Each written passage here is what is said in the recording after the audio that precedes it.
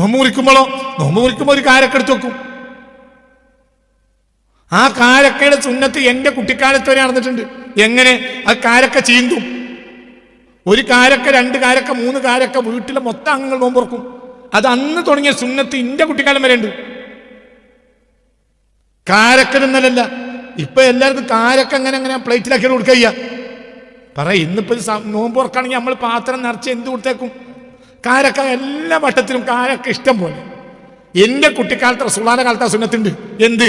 ഒരു പത്തിരിന്റെ ഒരു ചിന്ത്, ചെറിയൊരു കഷ്ണം ചിന്ത്, എന്തും കാരക്ക നീണ്ടും. എന്നിട്ട് ഈ കാരക്ക ഈ പത്തിരിയിൽ പൊതിഞ്ഞിട്ടാണ് തിന്നു. അല്ലേ അങ്ങനെ തന്നെയല്ലേ?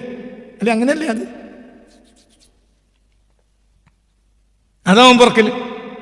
എന്തുകൊണ്ട്? അങ്ങനെയൊന്നും കാരക്കില്ല. കാരക്ക പള്ളർക്കാലം ഇല്ല. പ്രധാനപ്പെട്ട ഒരു ഭക്ഷണമല്ല കാരക്ക. ഇല്ല. അങ്ങനെ തുടങ്ങിയതാണ്.